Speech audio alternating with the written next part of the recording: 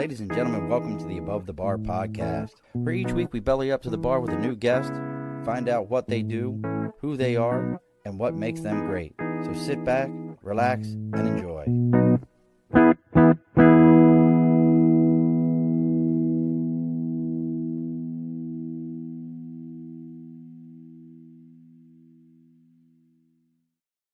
Alrighty, folks, welcome back to the Above the Bar podcast. It's your host, Sean.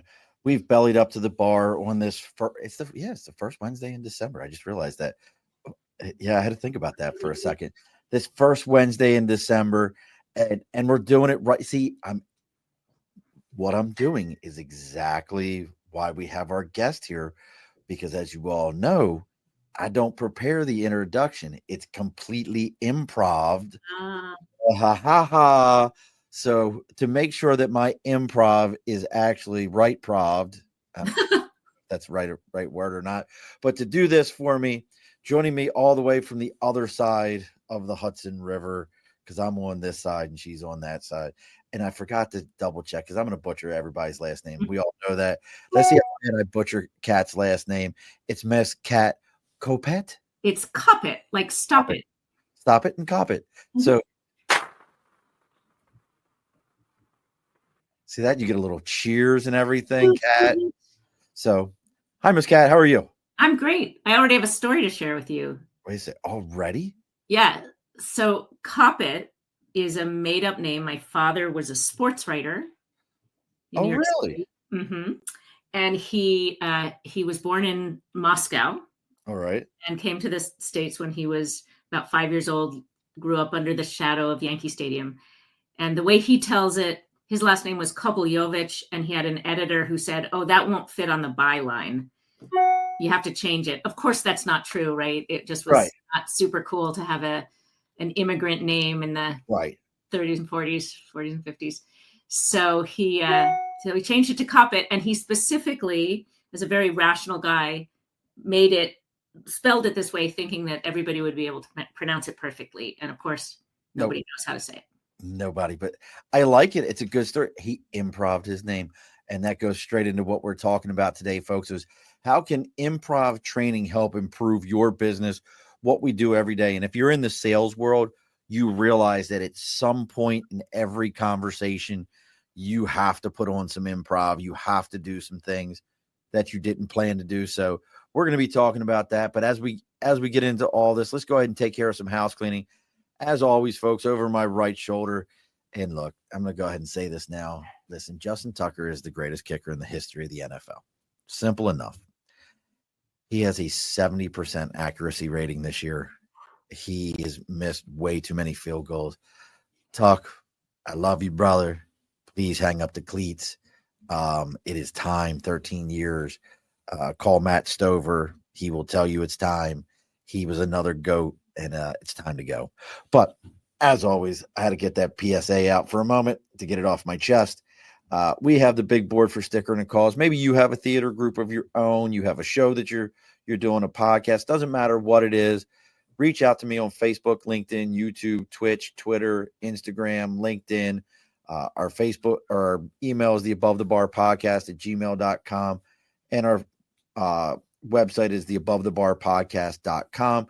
Reach out. Let me know what you got going on. We'll get you connected where to send that sticker to. And whatever you got going on, I'll read about it live here on the air. And if you think I'm full of it, if you see this one right here, this is Food Americana. That is a friend of ours, David, who was on the show. That's his sticker. He's the guy. You'll like this one, Kat. He's the guy who created Diners, Drive-Ins, and Dives. Wow. That was his idea. He was a TV reporter for, I can't remember if it was ABC or NBC, and he had the idea, and then he created Diners, Drive-Ins, and Dives.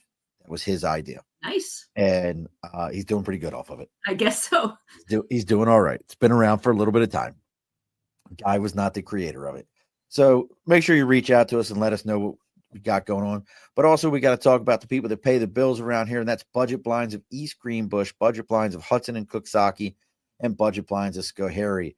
North America's largest window treatment company, focused on everything from shades, shutters, blinds, drapery, even do tint, folks, and different types of window films.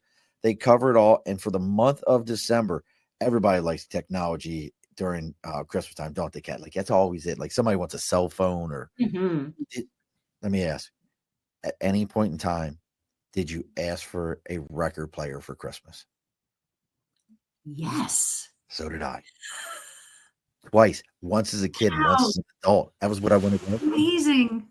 Isn't it crazy? But so technology is always one of those things that we all want during the holidays, and to help out with that, Budget Blinds of East Greenbush, Hudson and Cooksaki and Schoharie are doing 25% off of all motorized window treatments. And folks, if you haven't seen a motorized window treatment before, they do everything from these little wands that have 3 buttons on them, up, down, stop, all the way to things that you can put on your cell phone, set timers, talk to your smart devices, tell them to raise and lower your window treatments.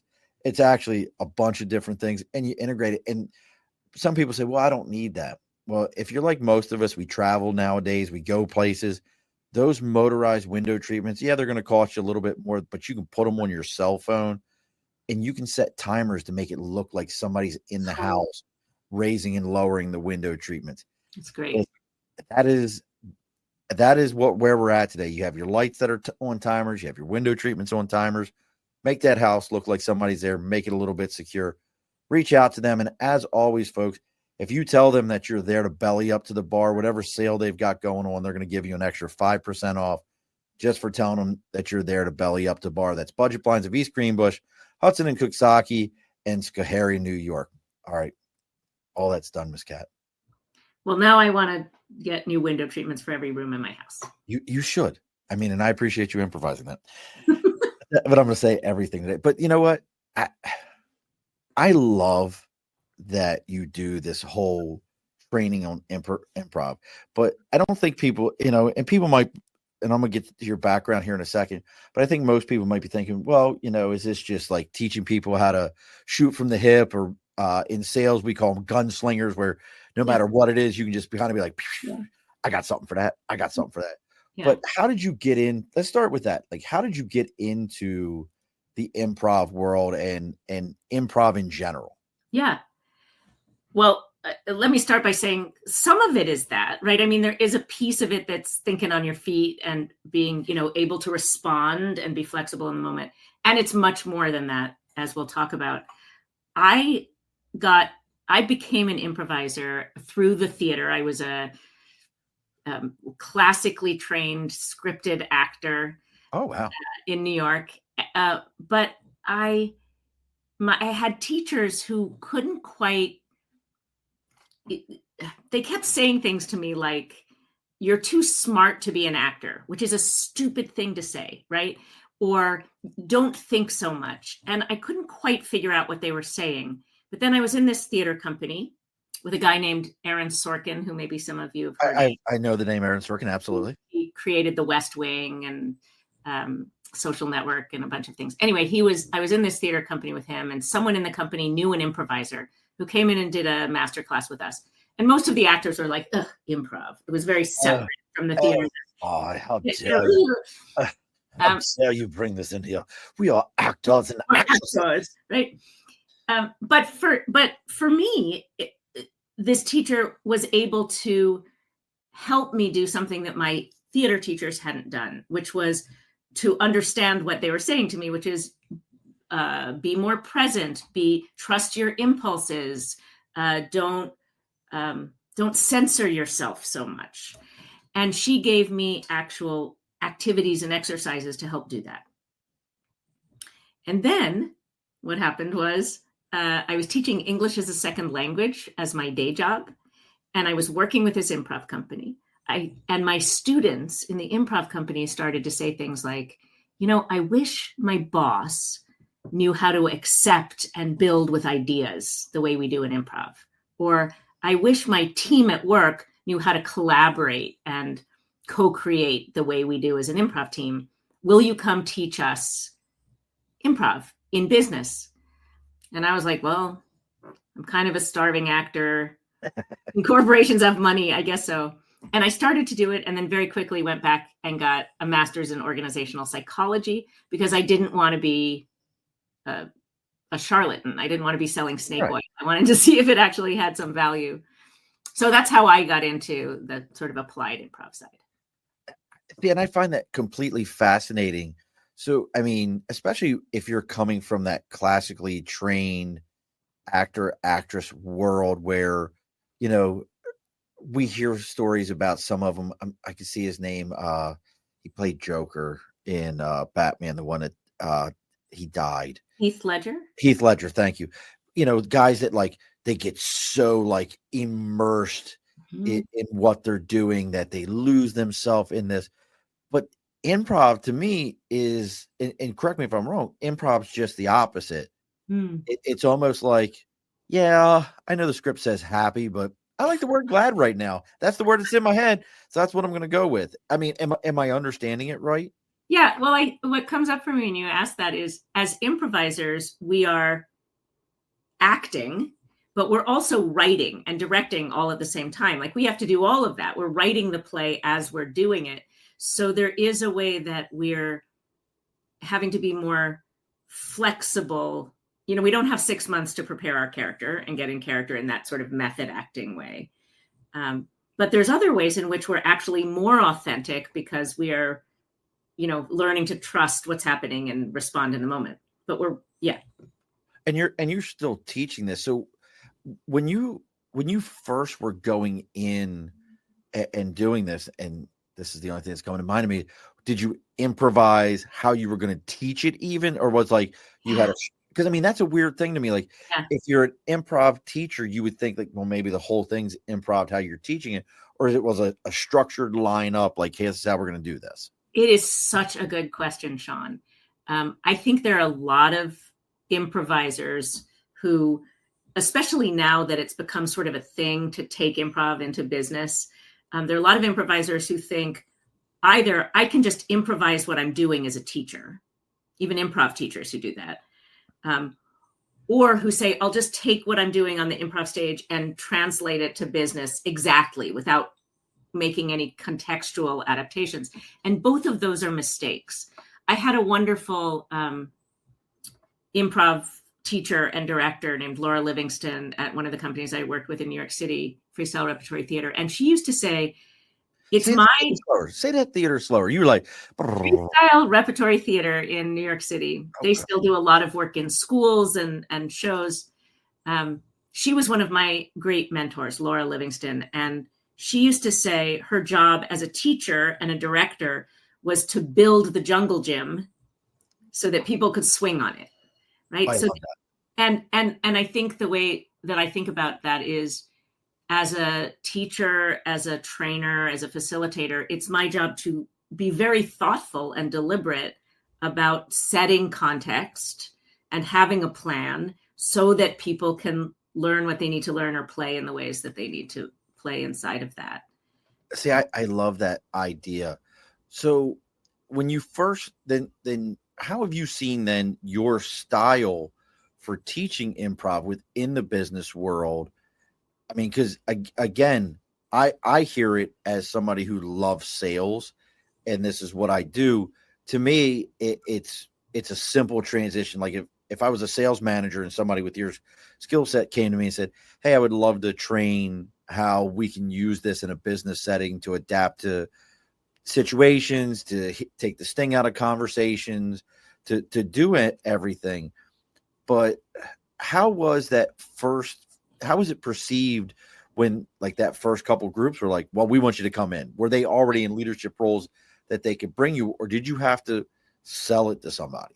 Yeah, I think it, for me personally, and this was a long time ago, right? There wasn't even a name for what we were doing. It was kind of weird. But I think what happened in my case was my students or my clients were selling me, and they were helping me understand the value. I was very skeptical. I was like, really? Improv and business? Like, what do we know about business? And I had been I went to grad school. I learned very, very quickly in that organizational development program that the fundamental thing was that most people were starving for these experiences that we had as improvisers, which was the ability to get in touch with their impulses, express themselves, be seen and heard, right? Like just at that fundamental level, there was something we got to do that most people didn't. And it was useful in that way. But then the next level was, what are the skills that a leader needs in business? What are the skills that a salesperson needs? And what I learned sort of through my clients and through doing it was improv isn't a metaphor, right? What we're doing as improvisers, we're making up scenes and songs and stories on stage in front of a live audience, right? That's our goal. But the skills that we're building, the muscles that we're exercising to do that, are the same muscles that a salesperson needs to have a conversation with a new client and listen. Skills like listening and receiving from the other person, paying attention to, we call them in improv, offers, right? So what is an offer in improv? An offer in improv is anything that the other person says or does or that exists in the environment, right? And it is my obligation as an improviser to first and foremost receive those offers, to listen. So we have a whole set of work that we work with leaders and teams simply on listening better, being able to receive and understand and listen deeply. The next step is to accept those offers. If someone says like, this is too expensive, I can argue with you, or I can, the famous term from improv, yes and it, say, oh, I accept, I may not agree with you that it's too expensive, but I accept that you feel like it. And now I can listen for, why do you feel like it's too expensive? Is it because you just don't have, you see the value, but you don't have the money? Ooh. Is it that you feel like you're getting cheated? Is it that you think you can get it cheaper somewhere else? Or do you just feel like you need to dominate me and win in this interaction, right? I can notice all of those things. And then how do I accept that and build with it and then make an offer back? Do people hate to argue with you? I don't know. I feel that. I feel like arguing with you would just be such a pain in the ass. Like it would be this situation where I'm like, Kat, this is BS. Well, yes, but tell me, what do you mean it's BS? Like, tell me more about why you think it's BS. Why do you think it's BS? She's improving me like, now. I just want to fight with you and tell you why you're stupid. Yeah, like it's like, God, she's getting me now. But because all the things you're saying, as somebody, like, I'm not classically trained and I'm not improv trained, but I am heavily sales trained. Mm-hmm. Like, I have a lot of sales training. I listen to a lot of sales books. I enjoy that. And I know it sounds hard. Like, when people are like, you enjoy that, I'm like, yes.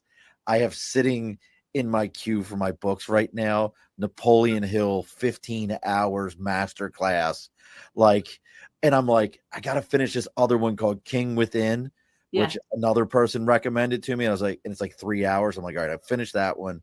And then I'm going to get into this Napoleon Hill. And there's like 15 hours of Napoleon Hill just spouting off about success and sales and business. And I know anybody else would be like, I would rather suck start of my car than like listen to this. But I'm like, this is amazing. It's a great superpower if you like selling, right? But I hear what you're saying, and it just all translates back and forth, because this is, we talk in sales, like, your biggest weapon is not your mouth, it's your ears. It's, you have 2 ears and 1 mouth. Shut the hell up and listen. Yep. Which it sounds like that's a lot of improv. Am I hearing that right? Exactly right. That's exactly right. In sales, it's the sort of the difference between a feature and a benefit. Like, I can have this wonderful feature of all these improv things, but if it doesn't meet your need, then it's not a benefit to you. So rather than just spraying my ideas, I have to first be able to receive. And then that next skill is like, how do we then co-create, right? How do I receive an offer, and we build that together? And that's not, we're doing that on an improv stage, but it's exactly the same as a sales conversation. It's exactly the same as a leader facilitating a team meeting. See, now I've got to ask this question. So this is one of, as somebody who was also a sales trainer, this used to drive me up a wall. And I'm wondering if you have an equaling term in the improv world. And as you've trained folks, and look, folks, and I forgot to grab this. And I shot myself in the big toe with one of the big things that I always get. I didn't run your banner. We didn't have a banner for you, talking about like all the different ways. Listen, folks, if you want to find what Kat's got going on, and I'm going to fix your banner right now. I can't believe I forgot to put this up, but I know what it is already. So, and listen, folks, I'm not going to try to pronounce it again, but if you're looking to see what Kat's got going on and you want to know what she's happening, make sure you check out Koppett.com. That's Koppett. See what she's got happening, see what's going on in her world, find out about things. And we're going to talk about this practical improvisational theater techniques to enhance creativity. We're going to talk about that. But I love this term, but it gets missed in the sales world when you're talking about features and benefits. That's what reminded me of it, where people like to go like the car had like a car. It's got airbags, it's got leather seats, it's got really nice radio and you'll be able to listen to all of it really loud and you'll be comfortable. And they miss this key phrase called a bridging statement. And a bridging statement is when you list all those features and you say what this is going to do for you, how this is going to benefit you, how this is going to change your life, where this is going to take you, what this is going to make happen for you. It's just this quick thing that then goes into what that benefit is. And then you say the benefit. Mm-hmm. Is there something in the improv world that you guys do similar, or is this something that you train folks? Because I feel like if you're into sales, anybody can know features, anybody can know benefits, but if you can't, I got it. You got I know these are, you know me. Do you have your, there it is, Kat. I see. I love it. Kat's got them too. If you don't know what we're doing, folks, go check out the live video. You can turn on hand gestures on your stuff, and then you get all kinds of cool stuff to go on. But is there some similar form in the improv world to a bridging statement? You're making me think about storytelling skills, really, right? Okay. So another one of the skills and serving the scene. So another deep body of our work is just about that. How do we help leaders or communicators of any kind influence others effectively by making meaning, right? By helping people understand, here's the vision, or here's why we're making this change, or here's what I need you to do differently, right? I'm going to inspire you to action. And really that's a storytelling skill. So in some ways, a bridging statement is connecting the narrative thread or helping your listener make meaning from the data that you're spraying, right? Absolutely. And see, and it's interesting. So there is a connection in the storytelling process of improv to get to there. So how has this grown for you? Because I know you just started off and you've got your, I love this, training to imagine, practical improvisational theory to enhance creativity. I just love the name of it. I'm so glad to hear that. Here's the story about the name. Yeah. When I was not that long out of grad school, I had moved back to California. I was working for one of the very first people who started an applied improvisation company that label didn't even quite exist yet.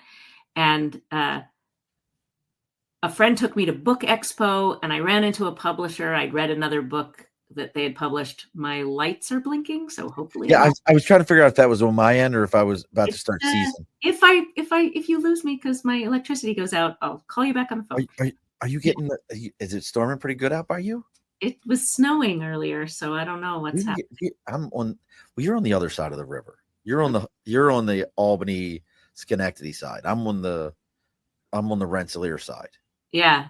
It didn't look terrible a half hour ago, but I don't know what's going on. No, you got something happening. Just we'll improvise. I'll try to find my way back. Yes. Just in case we weren't feeling like this was risky enough, we'll play with the power. Anyway, so what was the question? Well, so you're like, this is hilarious. It's scary. So you were that, or your husband's out in the hallway? He could be. He would be that way.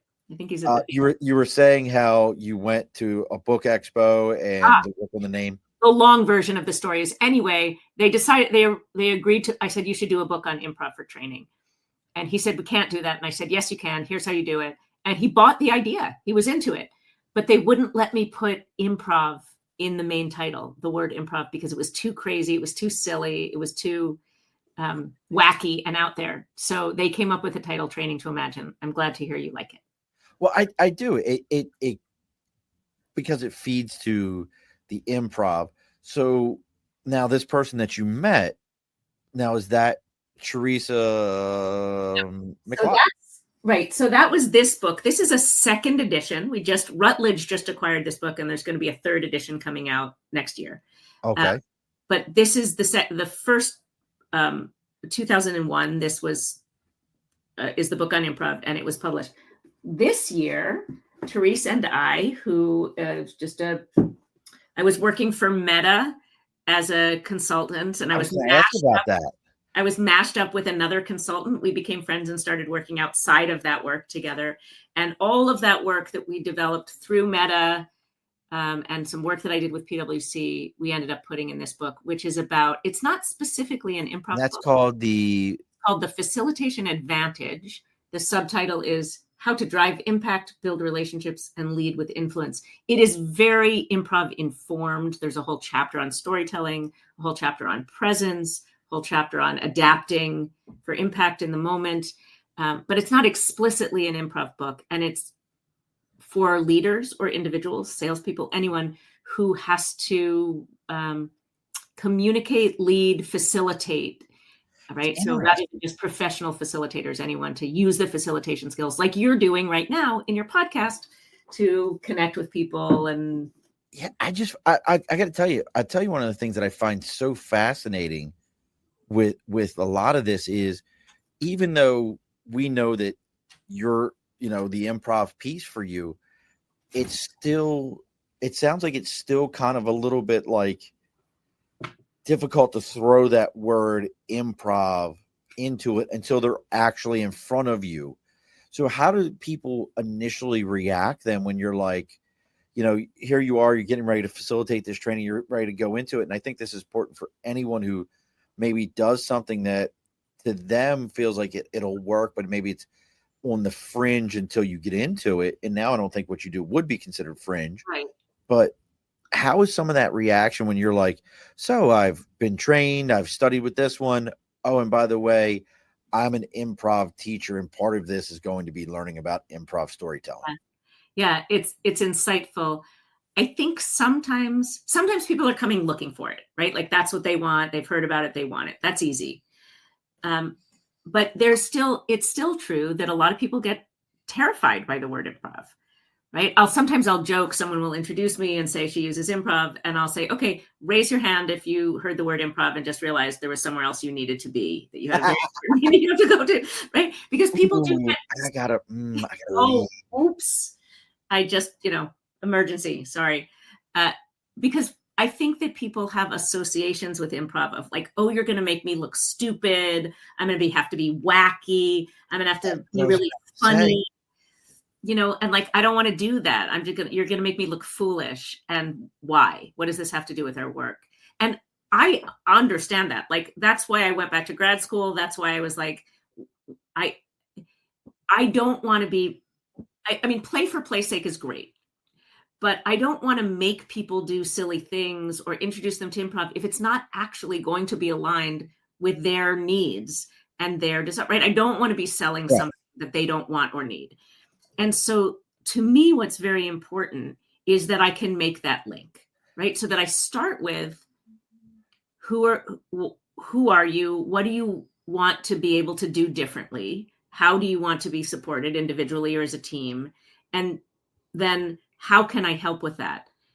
And often it's informed by improv and storytelling, because that's what people are coming to me for in terms of, developing their brand or their personality or their ability to influence or their ability to sell.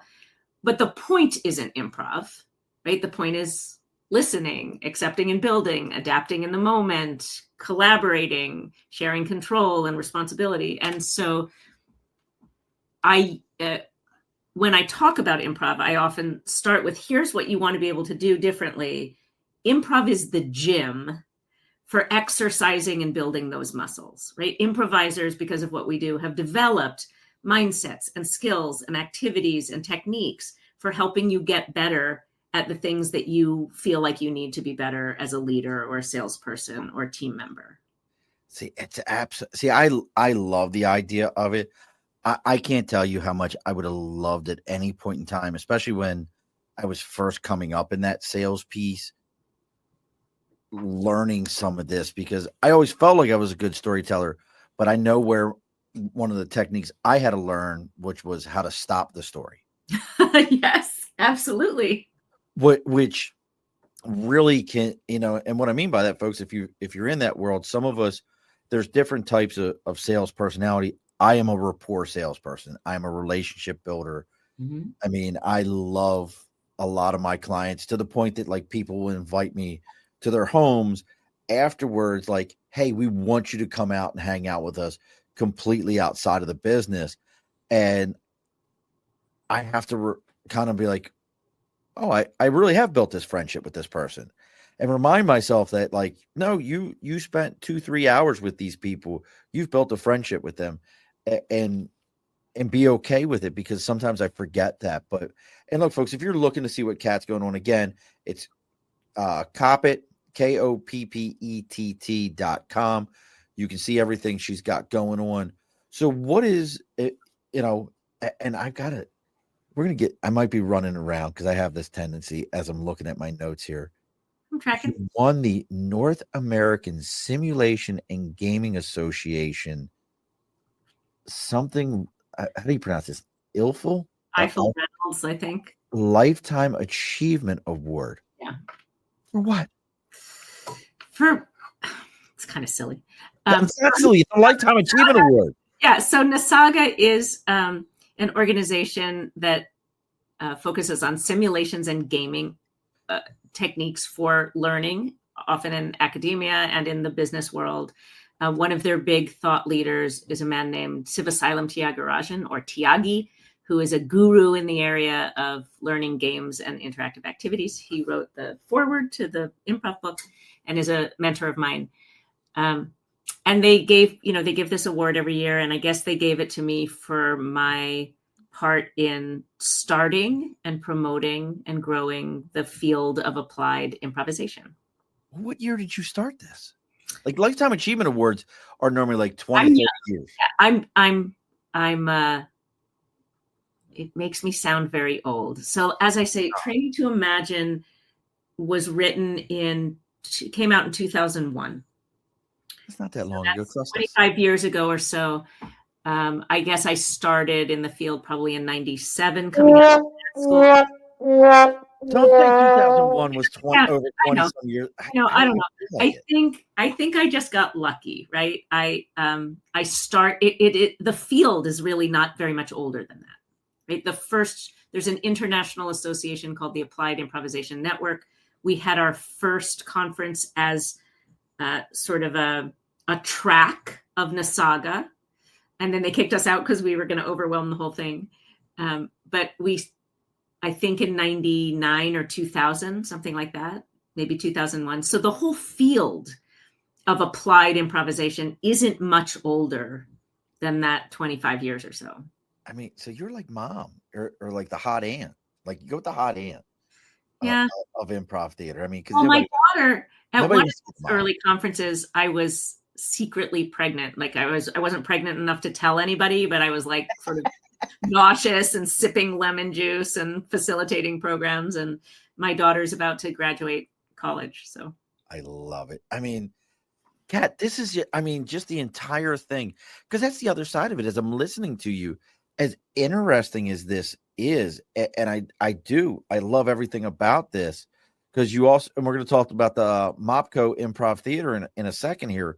Mm-hmm. The other side of it is not many people can say not just that they were at the concept of an industry, but you truly helped birth an entire industry.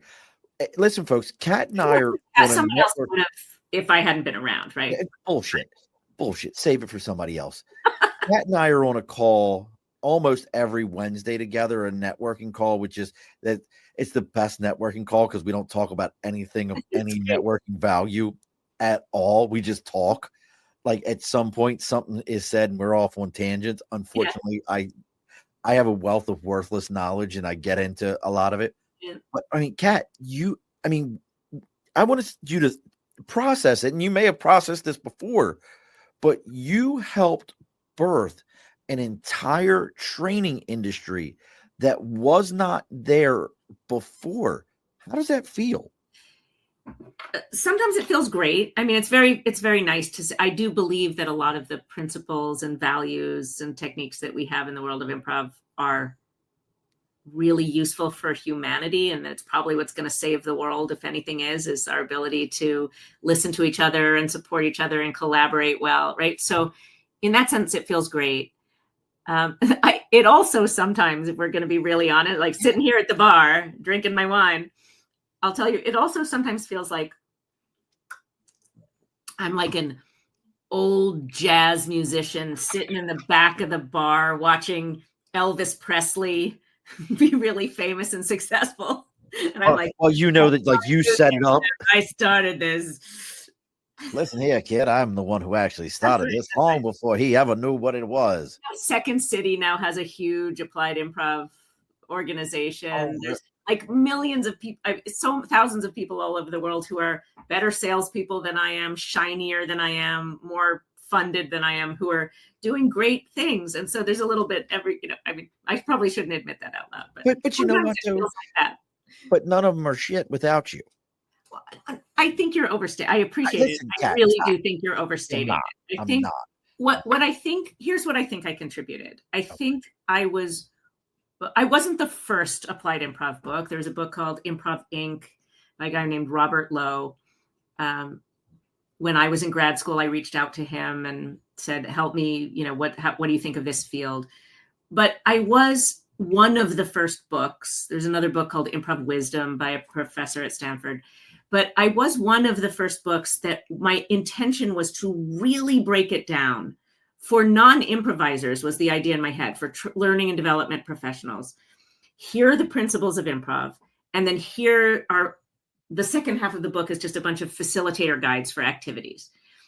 And so I was able to articulate what was happening in the field in a way that spoke to people. And what it actually did was spawn this field in a lot of ways. There are a lot of people who say, oh, I took your book and that's how I started my business, or that's how I got into the field. So that's why I have influence, is because I just happened to write it down early on and in a way that spoke to people and made it clear how to actually implement these ideas and philosophies. But it is a absolutely crowdsourced, co-created field that, has thousands of really brilliant people building it all the time. You know what it reminds me of, Kat? Here's what this will be what I'll say then. So you're like, when you build a house, you have a foundation and framework. Nobody ever sees those things. We all know the studs are behind the wall, but all we see is the paint, the drywall, and the paintings and the fluffy furniture. That's everybody else. You created the foundation and the framework that everybody else is built off of. Yeah, not by myself, but there was a team. Founders of the field. Kat, take the compliment. Take the compliment, Kat. You have a lifetime achievement award. Take the compliment, Kat. Thank you. Okay, can we do that? Here, listen. Thank you very much. See that?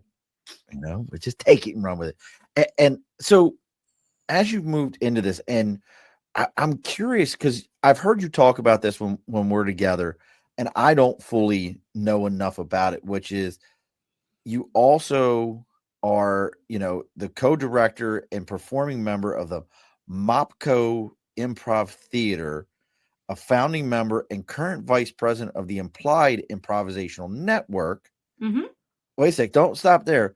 Co-host of the podcast Performance Shift, the art of successful navigating change. So you're a busy lady, but what is MOPCO? I'm so happy to talk about MOPCO. So, we do all this applied stuff. I work in business, but we also, my husband and I, have a theater company. So where we do performance improv, like Whose Line Is It Anyway kind of stuff, and full-length improvised musicals, really any kind of improv format that you can think of or that you've ever seen anywhere, we do something like that. We perform every Friday and Saturday night. We have classes. We have a very popular Monday night drop-in class. We're in Schenectady, right opposite Pareca's, for any of you who know, on North J Street. And yeah, it's just pure improv, and everybody's invited to come and play and learn and watch and be entertained. So that's MOPCO. My husband, Michael Burns, is the artistic director, and he founded the company 25 years ago or so, I think. And then I joined in about 15 years ago soon after I moved to the area, maybe more than that, maybe 20 years ago or so when I moved to the area. And we now have a theater. We bought, some folks might know, the Toy Box, which was an illicit strip club in Schenectady. It was featured on the Jerry Springer Show. What? Yeah, and then shut down. They shut it down for illicit activities. Yes, exactly. Well, we bought it 7 or 8 years ago, and now it's an improv. Because I've never heard of this. Yeah. What? Please tell me what. Listen, my show is, I don't care. Please tell me what illicit activities are like. I mean, that could be very wide. All I know was that Jerry Springer had a show, you can find it, where he had the strippers and the town's council people debating each other on the stage from the Toy Box. It was shut down, I think, for, I assume, prostitution or. Oh, okay. I mean, that's an illicit activity. I assume when we bought it, there was a giant pink hot tub upstairs, and there were fake bookshelves where they would hide the politicians when there were raids on the place. Oh, yeah. I love every bit. That's a whole. God, I need to know who used to own that so I could talk to them. I would love to hear that story. That's a new one for me. I will not mention their name on the podcast, but I'll find it. Thank God for Google. We can find anybody if we need to. So you guys have a legit theater. Yeah, it's a full-time theater, mostly on Friday and Saturday nights. The MOPCO, the Mop and Bucket Company, which is the name of the original troupe, performs some kind of improv. Right now we're doing a musical called Spontaneous Broadway. We're going to start Theater Sports, which is a franchised show created by a man named Keith Johnstone, where teams of improvisers compete. We have celebrity judges who come as Olympic style judges and judge. You should be a judge for us, Sean. I would so judge that. You'd be a great judge for us. I would so love. We do a show called Life Game, which we do at our theater, but we also take on the road, where we interview people about their lives, and then improvise scenes and songs based on the interview with the person. So that's great for anniversary parties or retirement parties or Lifetime Achievement Award parties. So, well, I was going to add something I was just kind of hearing as you're saying this, and I know you and I kind of talked about this beforehand. I wonder, that would be an interesting improv date night.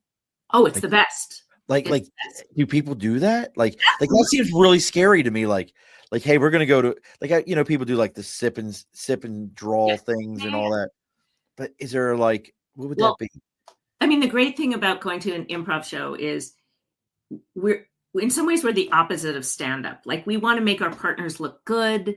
We delight everybody. We do sometimes have audience volunteers come up on stage, but only people who are willing. We never put anybody on the spot. You never have to do anything that you don't want to do. So you can sit with a date and just laugh, but you can also offer suggestions for our scenes and songs that we do, or you can volunteer and come up if you want. So you can kind of calibrate your level. We also do classes and workshops around Valentine's Day. We often have couples, classes for couples, or that would be fun. Or classes for singles who want to meet people. It's a great activity for whether you're watching or playing, for getting to know someone. And see, that sounds like a blast to me. So you guys are live every Friday and Saturday night. Friday and Saturday night. Every now and then we are dark on a Friday, or we have other people. We have a sketch show that comes in. Okay. We're going to start our storytelling nights again, where it's not improv. It's more if people know The Moth, the sort of story, scripted, rehearsed stories that people share from their own lives, personal stories on a theme. So that a one-man show kind of thing. Yeah, we'll have a variety of storytellers. So, for example, I think the next one's going to be our first one's going to be January 18th or something. I'm not sure that date's exactly right. But we've put out a theme, which is a fork in the road. And people can submit ideas for stories they want to tell, personal stories, true stories from their lives. Wow. And then I'll help sort of coach them and curate them. And we'll put a show together of 6 or 7 storytellers. That takes like I don't know, like as much as I can stand, like I've stood, and we're getting close to closing things up, and I'll tell this real quick. Like I've stood in front of a high school graduating class. So North Penn High School in Pennsylvania is the largest high school in PA.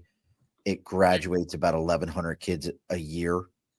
To put that in perspective, and I've stood in front of their awards night and handed out $150,000 check in uniform. One of the few times I've ever truly in a crowd sweated, where I was like, "This is big." Yeah.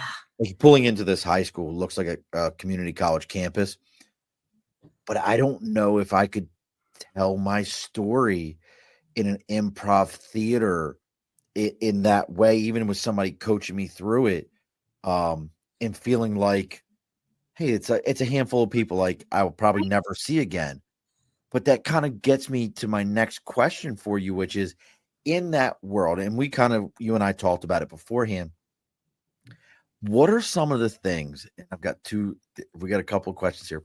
What are some of the things where you've seen where you're like, and obviously you don't need names, but where you're like, oh, they're digging into some real shit right now. We might need to get the hook now.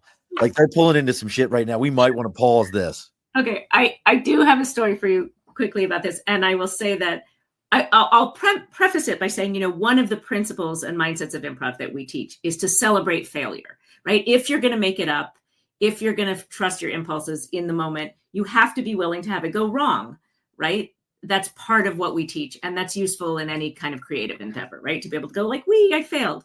So failure is part of it. So, and I just heard, was it Steve Carell or someone was talking about when he was an improviser and how he had a teacher who used to say, you got to love the failure, not just tolerate it, but you have to just like love it when it's going terribly wrong. So with that said, though, there is one time I can remember where I really was like, where it wasn't just like, oh, this scene is bad, people aren't entertained, but where I was like, oh no. And this was the situation. So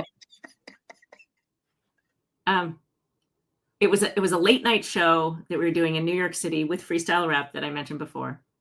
And Ken Adams, I can name him, he's a very famous improviser in improv circles, created something called the Story Spine. He has a great book called How to Improvise a Full-Length Play. He's a brilliant improviser. So someone came up to us before the show and said, I want to propose to my girlfriend. Can you do it in an improv scene?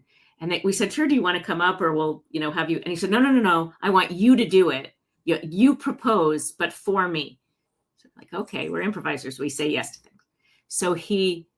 So Ken is playing this guy and he gets his girlfriend up on stage. And he said, can we have a suggestion of activity? They said hiking or bike riding. So they rode their bikes through the mountains. They get there. The kid had given Ken a proposal to read in the middle of the scene. So they're doing the scene. The girl's improvising along with him. He gets down on one knee and he reads this, I've never felt so good ever since I met you. Will you marry me? And she says, I'm sure you're way ahead of me. No. And Ken, because he's such a good improviser, keeps going. Like he's improvising the scene as opposed to just going like, okay, like I don't know where our lighting improviser was. Like, that's the okay, thanks, folks. But no, he's like, well, why not? Oh, he's just digging. She says, I just don't feel that way about you. And he says, and Ken goes, is there someone else? And she says, yes. And he says, who? And she says, this guy at the gym. Oh, shit. And I'm like, we're all backstage going like, stop. What are you doing? Oh, what are you doing? No, because Ken was loving every minute. Ken was just like, he was like, I didn't know what to do. I felt like, Oh, so it was horrific. We later found out that they had been dating for like 3 weeks or something. And this guy was like, he should never have done it. So he was like, so at least we felt a little bit not. wow. Oh, that was the worst moment that I remember. Oh no, Kat, that is absolute glory. Because just listening to, because if I'm Ken, I'm like, I'm digging into every minute of this, and You have an evil streak. I can tell. It's not. You know what it is? I'm curious, folks. If you're out there watching, we haven't gotten a ton of questions. If you have questions for Kat, or you want to know more about what she's got on, again, it's Koppett.com, Koppett. We're talking about improv and how improv training for businesses. She's got her theater, the Mopco Theater. That to me sounds amazing, especially because it's in Schenectady. I don't never go to that far on the other side. Like, I might go on the other side of the river. And listen, folks, if you're in the capital region, you know exactly what I mean. Like, if I told Kat, like, hey, Kat, why don't you come to Dinosaur Barbecue? She might be like, Dinosaur Barbecue. But it's a trip, isn't it? It's a trip. Yeah, we're getting better about this, but the capital region is so balkanized. Like in California, in the Bay Area, like you travel 2 hours without. It means nothing. It's all the same. It's all local, right? Yeah, man, not here. Like people are like, where do you want me to go? Come to Schenectady. Like Schenectady, I'm like, come to Schenectady. I'm like, God, it's way over in. It's like way over in Schenectady. I was just in Troy twice this week. Yeah, but I mean, I had to remind me. We do have a new favorite restaurant. I'm gonna try to get them to be a sponsor because I love it. It's my new favorite. Have you been to Scarlet Knife yet? No. In Latham? Do you remember where the old Kmart in Latham was on Troy Schenectady? Mm-hmm. They put the Vent Fitness. Yeah. And now at the other end of it, completely left turn. Sorry, folks.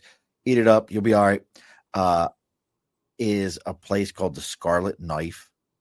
It is so you've been to Jack's Oyster House, right? Back when it was open. Yeah. So you sit in Jack's and there could be somebody dressed like you coming out of a business meeting, very business casual, sitting next to a young couple where she's in a nice dress and he's in a suit, who's sitting next to somebody like me in t-shirts and a pair of shorts. And that was Jack's. Yeah. You never knew what you were going to. I love that place. Scarlet Knife is that. And they have a dessert room. That's Willy Wonka themed. Oh. And my wife and I went there this past Friday because we had one of our friends wanted to take Lucas with their son. I had lamb, he had truffle fettuccine, and then in the back room I had this thing they called the golden ticket, which was basically a mousse with chocolate and gold flakes on top of it. And she had their it was like an apple flambe. I don't know if your husband or you prefers. I had an old fashioned made at the table. That's what I've been drinking lately. Old fashioned made at the table. Crazy. And for the capital region, it was a little pricier for the capital region. But it was like a Yono type pricing. If you've ever been to Yono. I love Yonos. I love Yono. And the guy who's running it right now, 17 years working at the Wynn, working with guys like Wolfgang Puck and stuff like that. So he's legit. His name's Damien. He's legit. He knows his stuff. I'm sorry, left turn. There's a chubby kid that lives in my soul, folks. I am so there. And I would love to hear your opinion on it. But it also kind of goes in my next thing. So all these years, theater, movies, all these things, I've always been fascinated by the craft table. Always been fascinated by the craft table. Because I feel like you hear some celebrities talk about it, and it's two things. And I'm curious of two things with you as we get ready to close this up. One is, what's your favorite craft table? Like was there like a craft table in anything you did where you were like, this is unbelievable? And what was on it? I'm not that successful. You never did anything where there was a craft definitely had craft service tables, absolutely, but they were like, I don't think I have a good story of it. It was like food, like salad and pasta. Nothing crazy. I wish I could improvise something. There was a roast pig. But succulent pig for everyone who can buy. And I'm sure I have actor friends who would have good. This is my next poll question to my actor friends. What's the best thing you ever had at a craft service? I would like that. And then my next question then is, if you had a rider, like this is Kat's rider, and if you don't know what a rider is, folks, this is what like celebrities or anyone who's like when you go see these talkers on stage, anybody who does this stuff, they have a document that says these are things that they want and they need to be presented with these things, or they're just not going to do it. You're violating their contract. Like, what was it? Somebody wanted green M&Ms. Was it like, you know the story about that, right? Was it Kiss? It was bullshit. They just wanted to see if they would do Kiss or something. I want to say U2 maybe. Was it? I don't know. I'm getting it wrong. We could look it up. But you know the reason they told the story of that, of the wanting the green M&Ms. They had a show that was very technically complicated, and if it didn't go right, they could get hurt, right? Like they had moving things and explosions, explosives and things. So they put in the middle of their contract this rider about the no green M&Ms or no brown M&Ms, because they wanted to test whether the contract had been read in detail. Okay. And so I'd go into the dressing room, and immediately if they saw, there are green M&Ms in the bowl, they'd know that they had to be careful, or they had to go through everything and recheck it because people weren't looking at the details of the contract. So it's brown M&Ms and it's Van Halen. Van Halen. It said, I pulled it up real quick. The story being told is, and you can see an actual copy of the rider, but the release of the Van Halen album with David Lee Roth behind the microphone to get Diamond Dave to go in front of a camera, official, da-da-da-da-da-da. But it was Van Halen, and it was the brown M&Ms in their rider. And I'm just always curious. So what would be Kat's rider thing? What would be the thing that you would want in there? These are excellent questions. I think I would like to be able to bring my cat and my dog. Ooh. So like a little room for my pets. Oh, do they get their own rider? Your pets? I think my rider is, we need, safe space for the pets, some little beds, maybe some toys, maybe some. So the pets get their own. I'm be really, that's about my level of. I don't need a lot of. I'm pretty easygoing. I'm pretty flexible improviser. I don't need a lot of stuff for myself, but it would be nice to have especially since COVID, I've gotten used to having them around while I do stuff. I like, and if you ever join us on our hour, folks, if you want to do our hour, trust me, Paul would love to have everyone show up and just explode his head. That's Wednesdays, and you could see Kat's cat, because Kat's cat is a black cat. This is probably one of the first times I've seen her where the cat didn't walk in the middle of the screen at some point in time. She's right over there sleeping. I think that's the time of day. She's a little less. It could be. So now, if somebody wanted to touch base with you, maybe they were looking to have you come out and do something, travel with them. Look, you could have a travel rider. Like if somebody, you didn't have a rider for Meta or nobody. Like, look, I need my Facebook like completely unjailable or something. Oh, that would have been good. I could have asked for a lot of things.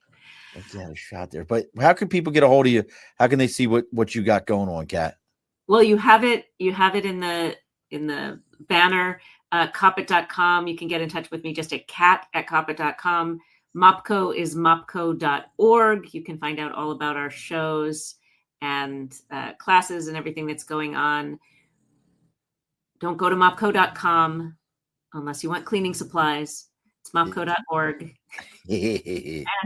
And we have a New Year's Eve show. If anybody's doesn't like going out late, we do have a 10 o'clock show, I think, but we also have a 7 o'clock show that's an hour long. It's great for families and kids. We drop the ball at 8 o'clock when it's New Year's and cool. Resorts somewhere. I think that's the only place. So come on by. I think that would be a very interesting New Year's Eve, because we all do so many different things. But I like the idea of that. Well, look, folks, make sure you're going finding Kat. You can also find her, if hopefully she doesn't get mad at me. Go look on LinkedIn. It's Kat, K-A-T, Koppett, Koppett. You can see what she's got going there. If your business is looking for some way to grow, they're looking for new training techniques, trust me, Kat is the person that you need. Very, very different approach. And it's an approach that we can all kind of get behind. She's not going to make you jump on stage. If you're finding me through Kat or Kat through me, make sure you take the time, like, share, follow. It might sound cliche, but those little bit of things on YouTube, on Apple Podcasts, really, truly do make a difference. And if you're enjoying what you're hearing, make sure you join us next week. We have a heavy, like, Kat, my show goes from one extreme to the other. So you're doing improv, and next week we've got a heavy metal band called 3 Sixes, SIXES, Sixes. And they just released 2 singles that are getting ready to come out in 2025. They are, I see, and this is, I love different bands. I love how bands get into things.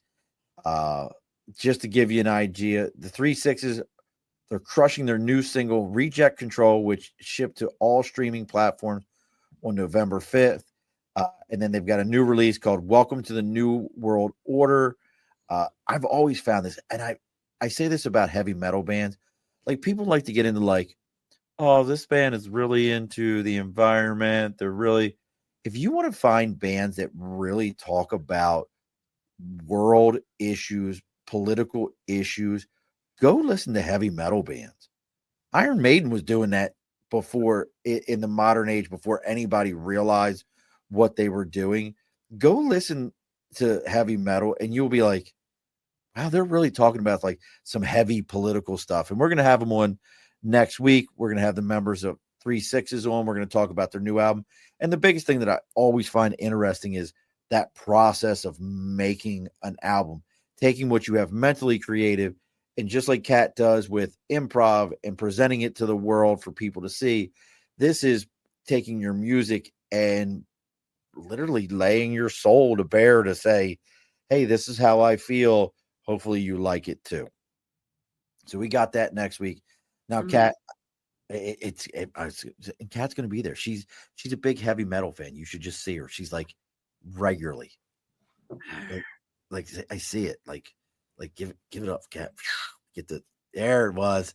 I love it. Oh, I love the hand gestures. Now, Kat, I know you've listened to all. I have to figure out what the number is. We're at like 260 something. Yeah. I know you've listened to all the episodes, everything, and don't log off afterwards. We just got to talk for a couple of minutes after the show. But the guest always gets the final word. So what's the final word tonight, Kat? As human beings, we are improvising all the time. And if we can just let ourselves trust our impulses and take risks and celebrate failure and listen to each other, the world will be a better place. Alrighty, folks, be sure to push your stool in. This has been a Second Front podcast presentation found on Apple, Spotify, and wherever podcasts can be found.